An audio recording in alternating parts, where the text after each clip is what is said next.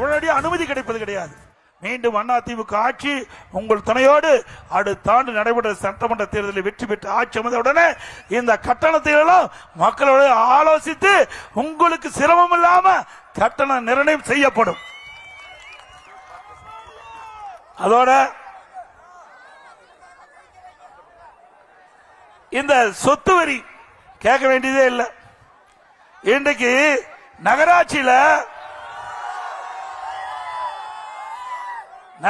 பகுதியில் வீட்டு வரி 100% உயர்த்திட்டாங்க, கடை வரி 150% உயர்த்திட்டாங்க, குடிநீர் வரி உயர்த்தப்பட்டு விட்டது, போதாதுக்கு குப்பைக்கு வரி போட்டாங்க. ஆக அனைத்து இந்திய அண்ணா திராவிட முன்னேற்ற கழக ஆட்சியில் 1000 ரூபாய் கடைக்கு வரி போட்டிருந்தா திமுக ஆட்சியில் 2000 ரூபாய் வரி கட்ட வேணும். அதே போல அனைத்து இந்திய அண்ணா திராவிட முன்னேற்ற கழக ஆட்சியில் கடைக்கு 1000 ரூபாய் வரி போட்டிருந்தா திமுக ஆட்சியில் 2500 ரூபாய் கடைக்கு வரி கட்ட வேண்டும். ஆக இன்றைக்கு கொள்ளையடிக்கின்ற அரசாக இன்றைக்கு திராவிட முன்னேற்ற கழக அரசு உருவெடுத்து விட்டது. அது மட்டுமல்ல, இந்த குன்னூர் நகராட்சி பகுதியில் இந்த கடை வைத்திருக்கின்றவர்கள் கடும் சோதனைக்கு உள்ளாயிருப்பதாக எனக்கு இடத்துல மனு கொடுத்திருக்கிறாங்க. இதெல்லாம் நோட்டீஸ் கொடுத்துட்டாங்களாம், கடையை காலி பண்ண வேண்டும் என்று அவர்களுக்கு நோட்டீஸ் கொடுக்கப்பட்டு விட்டதாக தகவல் தெரிவிக்கப்பட்டிருக்காங்க. அவர்களுக்கு சரியான இடத்தை தேர்வு செஞ்சு அந்த இடமளித்த பிறகு அந்த இடத்திலிருந்து அவர்களுக்கு மாற்று இடம் கொடுக்க வேணும்.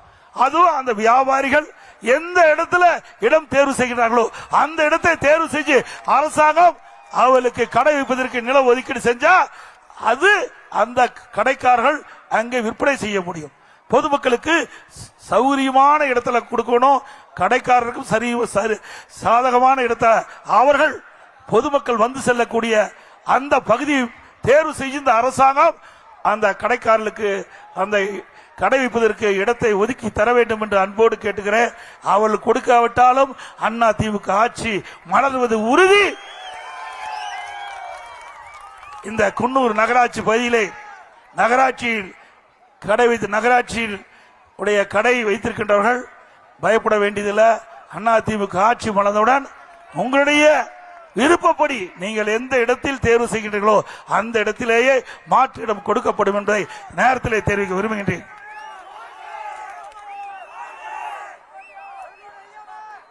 இன்றைய தினம் எல்லா வகையிலும் ஊழல் இல்லாத துறையே கிடையாது. எல்லா துறையிலும் ஊழல் இருக்குல்ல, நான் சொல்லிட்டே வந்தேன். இன்னைக்கு டாஸ்மாக் கடை தமிழ்நாட்டில் 6000 மதுக்கடை இருக்குது. 6000 மதுக்கடைங்க. 6000 மதுக்கடையிலையும் ஒரு நாளைக்கு கிட்டத்தட்ட 1.5 கோடி பாட்டில் விற்பனை ஆகுது. டாஸ்மாக் கடையில் ஒரு பாட்டிலுக்கு 10 ரூபா அதிகமா அவர்கள் கூடுதலாக வசூல் செய்யறாங்கல்ல. அப்படி கூடுதலா வசூல் பண்ணிட்டு பொழுது ஒரு நாளைக்கு 1.5 கோடி பாட்டில், ஒரு பாட்டிலுக்கு 10 ரூபா டாஸ்மாக் கடையில் கூடுதலாக வசூல் செய்வதன் மூலமாக ஒரு நாளைக்கு 15 கோடி இந்த டாஸ்மாக் கடையில் மட்டும் வருமானம் வந்துட்டு இருக்கு. மாசத்துக்கு 450 கோடி, வருஷத்துக்கு 5400, 4 ஆண்டுல 22,000 கோடி டாஸ்மாக் கடையில் முறைகேடு நடைபெற்ற அரசாங்கம் திமுக அரசாங்கம். உண்மைதானே? 2-3 நாளைக்கு முந்தி இந்த துறையினுடைய அமைச்சரே சொன்னார்ல, 10 ரூபா வாங்கினது உண்மைதான் சொன்னார்ல. நாங்க சொன்னது உண்மைதானே? மக்கள் சொல்றதை நாங்க அப்படியே சொல்றோம்.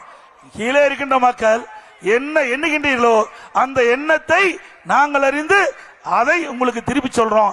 2 நாளைக்கு முந்தி இந்த துறையுடைய அமைச்சரே நாங்கெல்லாம் 10 ரூபா கூடுதலா வாங்கினது உண்மைதான் அப்படின்னு சொல்லிட்டார். இந்த பணம் எங்க போகுது? மக்கள் கேள்வி. இந்த பணம் எங்க போகுது? எந்த கணக்கில் இருக்குது? எந்த பாட்டில் எவ்வளவு பாட்டில் விற்பனை பண்ணீங்க? எவ்வளவு பாட்டில் திருப்ப பெற்றீங்க? அதுக்கு எவ்வளவு வசூலாச்சு? கணக்கு இல்ல, இதுவரைக்கும் கணக்கு இல்ல.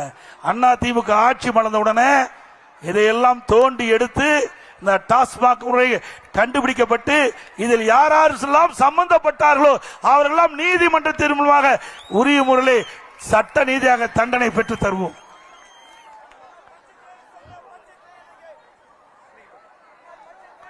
அதே போல அண்ணா திமுக ஆட்சி இருக்கின்ற பொழுது கொரோனா காலம் உங்களுக்கு நல்லா தெரியும். ஓராண்டு மக்களுக்கு வேலை வாய்ப்பு இல்லாமல் இருந்தது. காற்றிலே பரவக்கூடிய வைரஸ், இந்த வைரஸ் பல பேர்த்த இன்றைக்கு இரையாக்கி விட்டாங்க. இந்த கொரோனா வைரஸால் பல பேர் இறந்து விட்டாங்க. அப்படிப்பட்ட காலகட்டத்தில் கூட சிறப்பான முறையில் மக்களை பாதுகாத்து கொரோனா வைரஸ் அந்த கொடிய நோயிலிருந்து காப்பாற்றிய அரசாங்கம் அதிமுக அரசாங்கம். விலை மதிக்க முடியாத உயிரை காப்பாற்றிய அரசாங்கம் அதிமுக அரசாங்கம். கடுமையான சோதனை. அந்த காலகட்டத்தில் கூட மக்கள் பாதிக்கப்படக்கூடாது என்பதற்காக ரேஷன் கடையில் 12 மாதம் விலையில அரிசி, விலையில எண்ணெய், விலையில சர்க்கரை கொடுத்த ஒரே அரசாங்கம் அதிமுக அரசாங்கம்.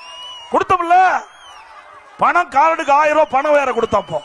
அதே நேரத்தில் மக்கள் பாதிக்கக்கூடாது என்பதற்காக குடும்ப அட்டைக்கு 1000 ரூபாய் அந்த காலகட்டத்தில் கொடுத்தோம். கொரோனா காலத்தில். அதே காலகட்டத்தில் தைப்பொங்கல் வந்தபோது எல்லா இல்லங்களிலும் தைப்பொங்கல் மகிழ்ச்சியோடு நம்முடைய மக்கள் கொண்டாட வேண்டும் என்பதற்காக எல்லா குடும்ப அட்டைக்கும் 2500 ரூபாய் அதிமுக ஆட்சியில் கொடுத்தோம். அதே போல திராவிட முன்னேற்ற கழகம் ஆட்சிக்கு வந்த பிறகு கிட்டத்தட்ட பல திட்டங்களை நிறுத்தப்பட்டு விட்டாங்க. இன்னைக்கு திருமண உதவி திட்டம், இன்றைக்கு இது மலை கிராமம் நிறைந்த பகுதி, ஏழை மக்கள் நிறைந்த பகுதி, தொழிலாளர்கள் நிறைந்த பகுதி, தாழ்த்தப்பட்ட மக்கள் நிறைந்த பகுதி, உழைக்கும் மக்கள் நிறைந்த பகுதி. இந்த பகுதியில் இருக்கின்ற மக்களுக்கு, இந்த ஏழை மக்களுக்கு மாண்பு அம்மாவர்கள், ஏழை குடும்பத்தில் பிறந்த பெண்கள் உரிய நேரத்தில் திருமணம் நடைபெற வேண்டும் என்பதற்காக தாலிக்கு தங்கம் 1 சவரன் இன்னைக்கு 82,000 ரூபாய்க்கு ஒரு சவரன். நீலகிரி மாவட்டம் குன்னூர் சட்டமன்ற தொகுதியில் எதிர்க்கட்சித் தலைவர் இபிஎஸ் தேர்தல் பிரச்சாரம் மேற்கொண்ட காட்சிகளை நாம் தொடர்ந்து பார்த்தோம்.